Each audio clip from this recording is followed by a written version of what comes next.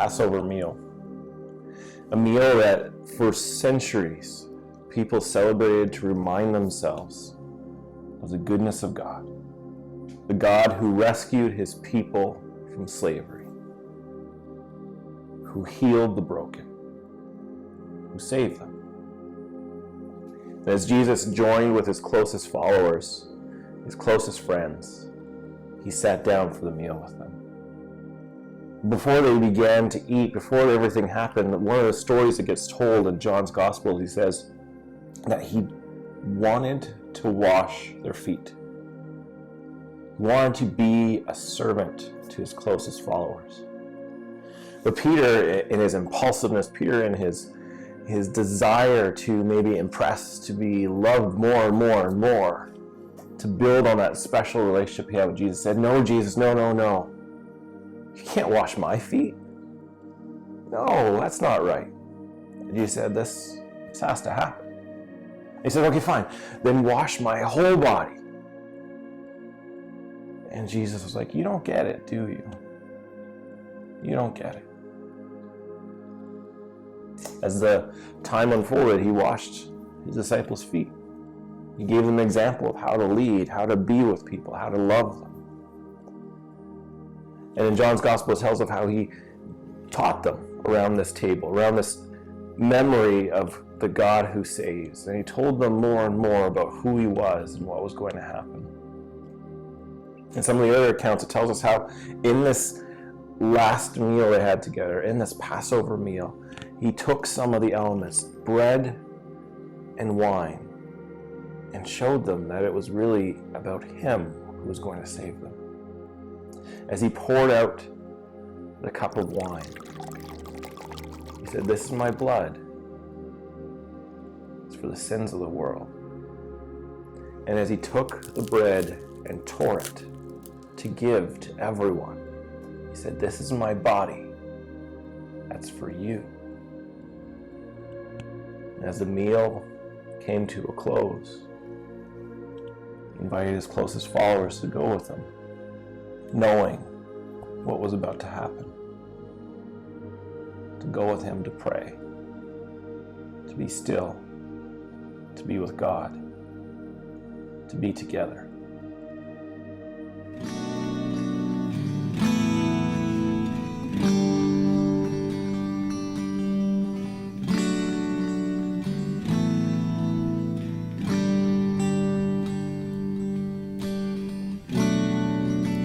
Savior, I come, quiet my soul. Remember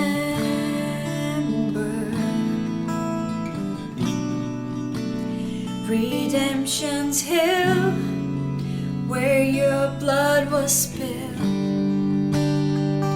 for my ransom.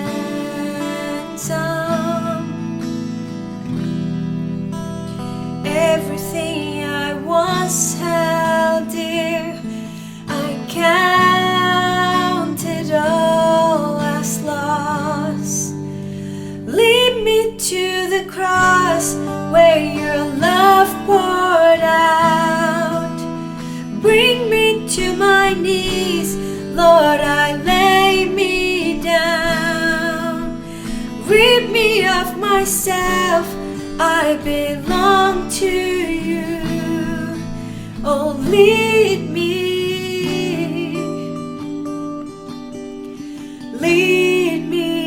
to the cross.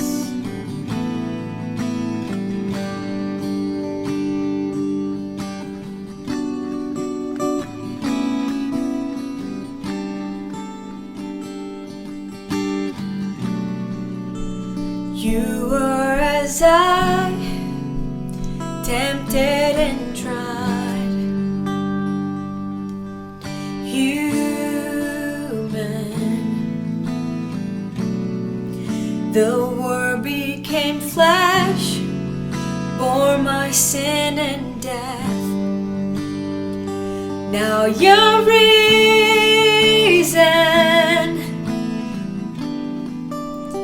Everything I once held dear, I counted to the cross where your love poured out. Bring me to my knees, Lord, I lay me down. Rid me of myself, I belong to you. Oh, lead me.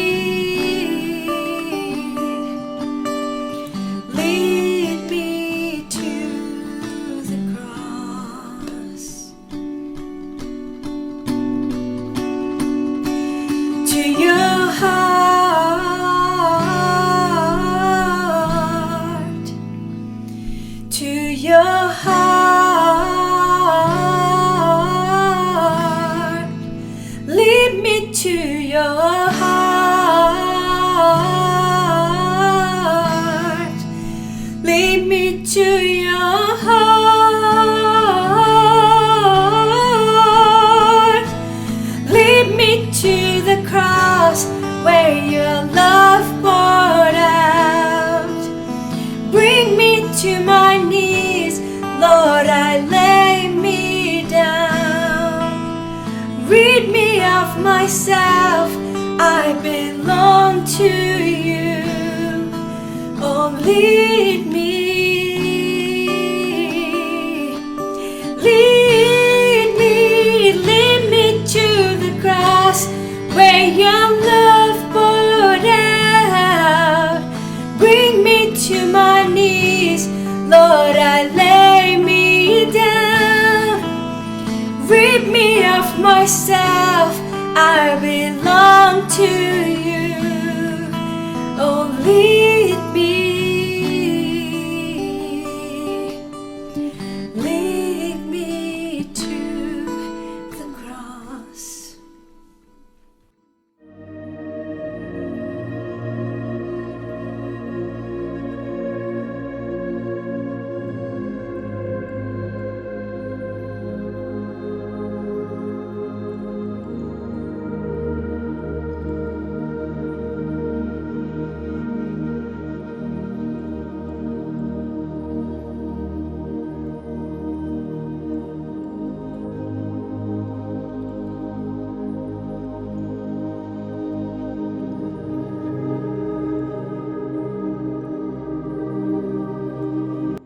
That night, as they finished their dinner together, as they spent that time hearing from Jesus, they went off. It says the disciples left. In particular, the sons of Zebedee and Peter went with Jesus to pray. And as they went to pray, Jesus went off on his own, and he spent some time praying, and he came back, and he found his followers sleeping. 3 times it says he came back. He says, "Why are you sleeping? Why are you sleeping?" I don't know if they knew what was happening really. I don't know if they understood what was really going on. But they were sleeping while Jesus was praying in agony. And as he comes back that 3rd time, there's someone coming in the distance. Not just someone, there's someones. Judas is coming with a mob of people. Religious leaders, Roman soldiers, people are coming in to get Jesus. And it says that they came to him. In different versions, it tells us different stories. One, in John's version, it says, "Hey," Jesus says to them, "Who are you looking for?" And they say, "Well, Jesus of Nazareth." He says, "That's me. That's me." The other Gospels, sometimes they tell us that Judas went to him and kissed him on the cheek. One of his closest friends, his allies, comes to him, betrays him, kisses him. In those moments, as the mob seemed to surround him, as they started to go after him, as they were coming to get him, Peter draws out his sword and cuts the religious leader's assistant ear off. And Jesus looks at him and says, "What are you doing? What are you doing? This isn't what I'm all about.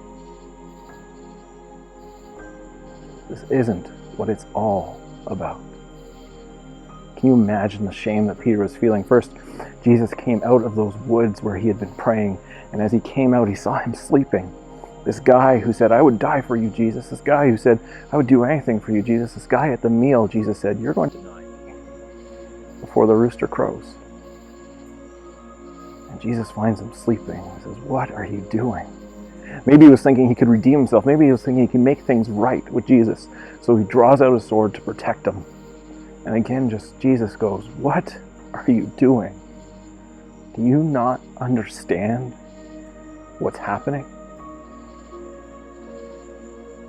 It tells us that Jesus was taken and all of his followers scattered. Mark's gospel tells us of probably himself, Mark, that he ran off without his clothes because someone tried to grab him. We hear from the other accounts that Peter ran, but tried to stay close enough to see what was going on. But after everything he said he would do, the guy who walked on water, the guy who said, "Jesus, you can wash my whole body, because I deserve whatever you've got." And Jesus says, "I'm going to build my church on you." He runs. He feels shame, sorrow, emptiness. And Jesus is gone.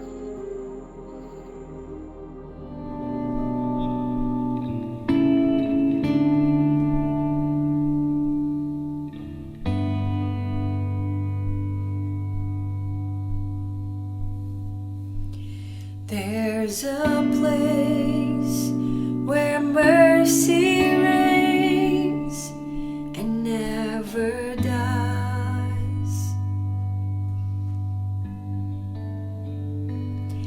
There's a place where streams of grace flow deep and wide, where all the love I've ever found comes like a flood, comes flowing down.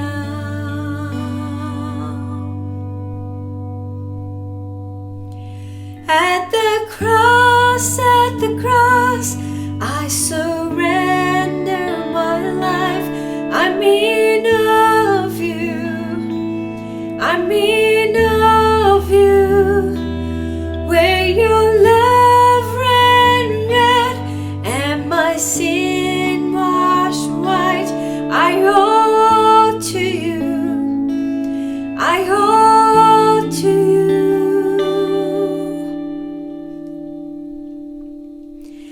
There's a place where sin and shame are powerless,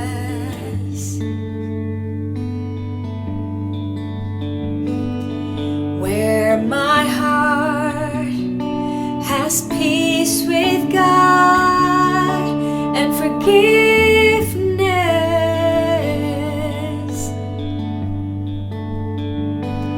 where all the love I've ever found comes like a flood, comes flowing down. At the cross, I surrender my life. I'm in awe of you, I'm in awe of you, where your love ran red and my sin washed white. I owe to you, I owe to you, Jesus.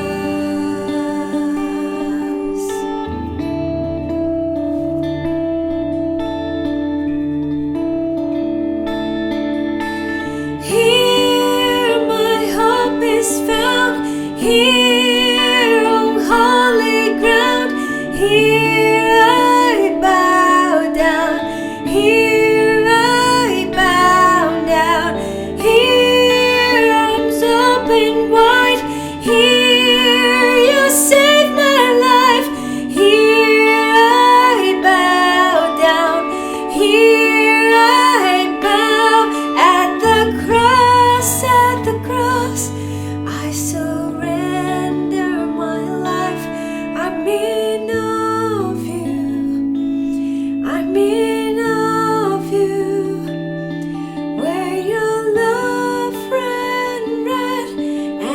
sin washed white.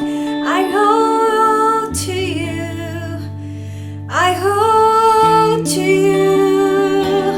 At the cross, I surrender my life. I'm in awe of you. I'm in awe of you. Where your love ran out and my sin washed white. I owe to you. I owe to you, Jesus.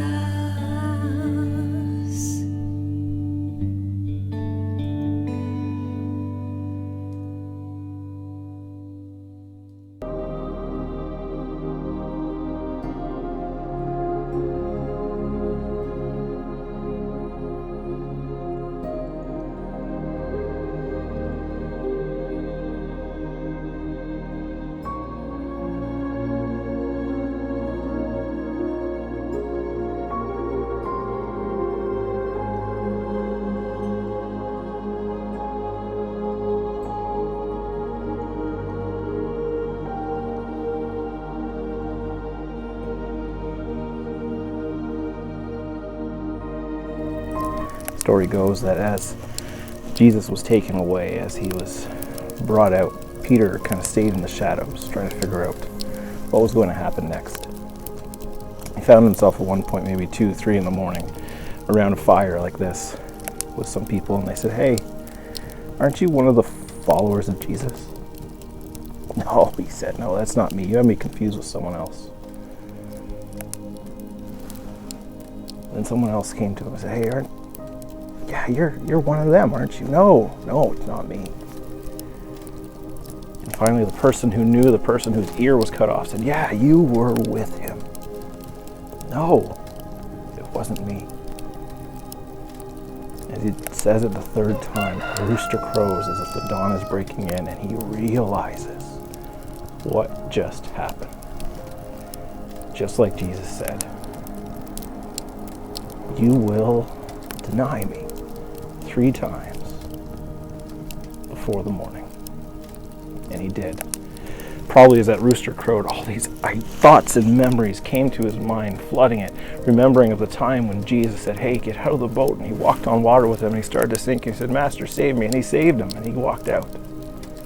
Or the time when they were on the hillside, and he said, "Jesus, let these people go. They're hungry, we're hungry." He said, "No, you feed them." And he multiplied the food so everybody could eat. Or the time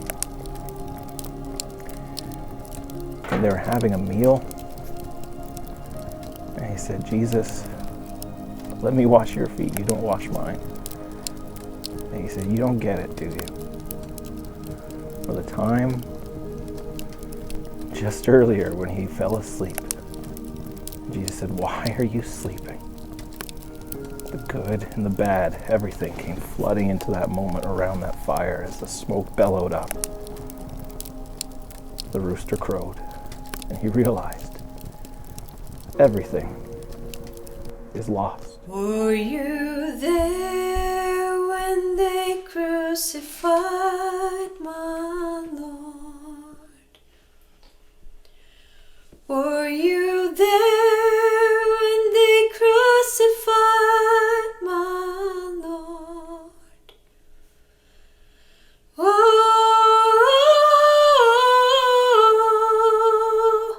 sometimes it causes me to tremble, tremble, tremble.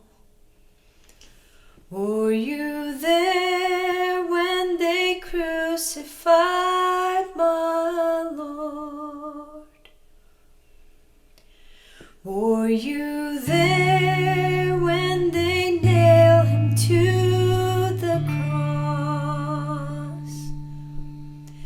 Were you there when they nailed him to the cross? Oh, sometimes it causes me to tremble, tremble, tremble. Were you there when they nailed him to the cross? Were you there when they laid him in the tomb? Were you there when they nailed him in the tomb? Oh, sometimes it causes me to tremble, tremble, tremble. Were you there when they laid him in the tomb?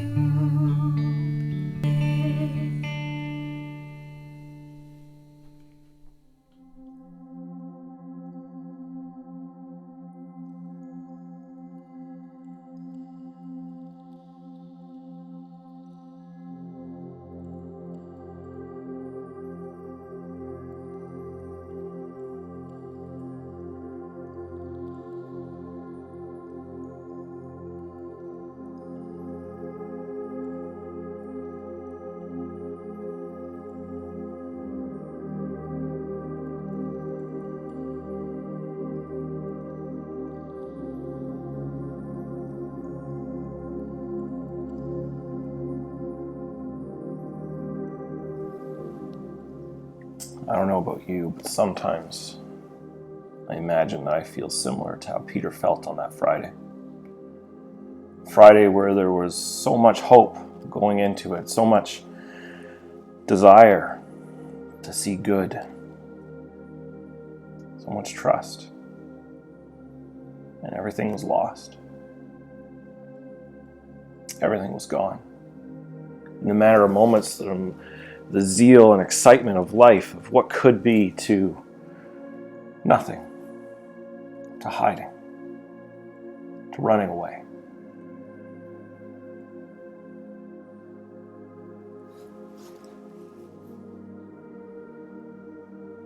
I can't imagine sometimes as well what was going through Peter's mind to have been so close to Jesus and to see it all disappear. To have heard the promises, to have experienced the promises, from walking on water, to seeing people fed, to seeing people healed. And now it's all gone.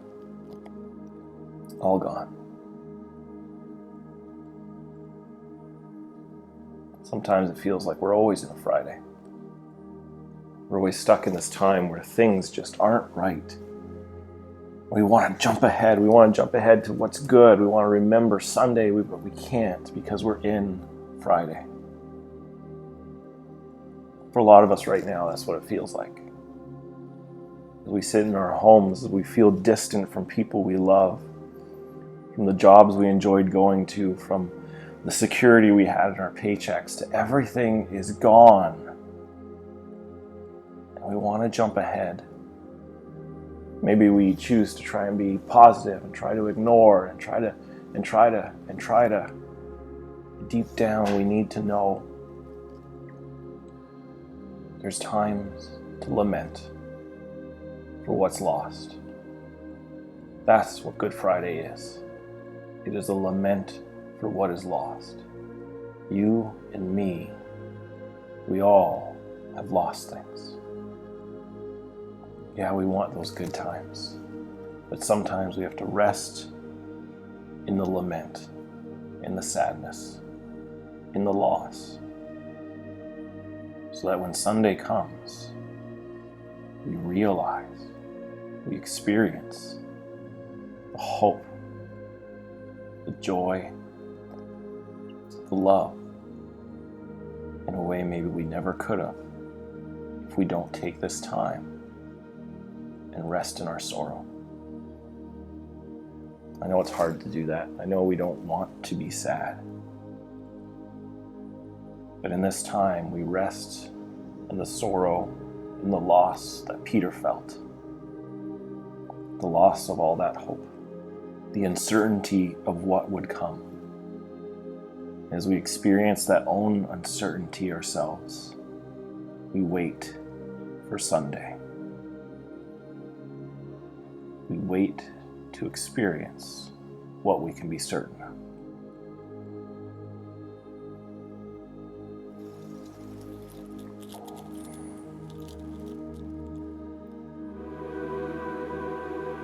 He was despised and rejected by mankind, a man of suffering and familiar with pain.